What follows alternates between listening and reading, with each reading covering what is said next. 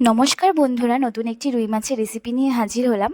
প্রথমে মাছগুলো ভালো করে ধুয়ে পরিষ্কার করে তার মধ্যে হলুদ গুঁড়ো আর নুন দিয়ে ভালো করে মাখিয়ে রাখতে হবে কিছুক্ষণ। তারপর আমাদের লাগছে আলু, টমেটো, কাঁচা লঙ্কা, ঝিঙে আর কিছুটা পরিমাণ ধনেপাতা। তারপর কড়াইয়ের মধ্যে কিছুটা সর্ষের তেল গরম করে নুন এবং জিরে ফোড়ন দিয়ে আমি ভালো করে একটু নাড়িয়ে নেব কিছুক্ষণ। এরপর নুন হলুদ মাখিয়ে রাখা মাছগুলোকে একের পর এক দিয়ে ভালো করে কড়া কড়া করে লাল করে ভেজে নিতে হবে। তারপর মাছগুলো ভাজা হয়ে গেলে আমি তুলে নিলাম। তারপর একটু কড়াইয়ের মধ্যে সর্ষের তেল আমি আবারও গরম করে নিচ্ছি।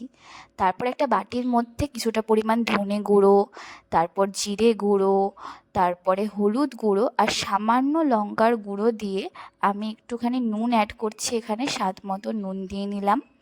তারপর একটুখানি গরম জল দিয়ে ভালো মতো একটা পেস্ট বানিয়ে নিতে হবে, যার মধ্যে কোনো লাম্পস যাতে না থাকে, তাই জন্য ভালো করে একটা স্মুথভাবে গুলিয়ে একটা পেস্ট করতে হবে। তারপর একটু কড়াইয়ের মধ্যে জিরে ফোড়ন দিয়ে নিলাম আমি। তারপর কেটে রাখা আলুগুলো দিয়ে নিচ্ছি।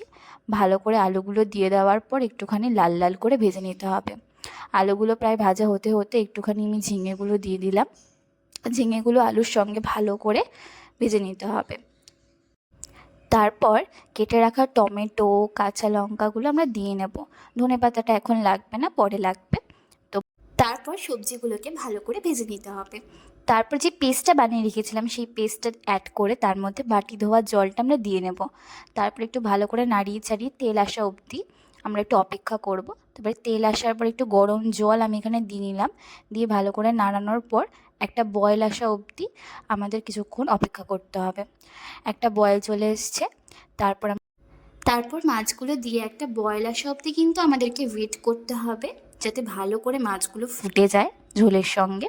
দেখুন, ভালো করে একটা বয়েল আসা অবধি ওয়েট করলাম। তারপর আমরা কিন্তু ধনেপাতাগুলো কুচি কুচি করে কেটে দিয়ে দেবো উপর থেকে। তারপরে কিছুক্ষণ ফুটিয়ে নিলেই তৈরি আমাদের ঝিঙে আলু দিয়ে তৈরি রুই মাছের রেসিপিটি। কেমন লাগলো কমেন্টসে একটু জানাবেন।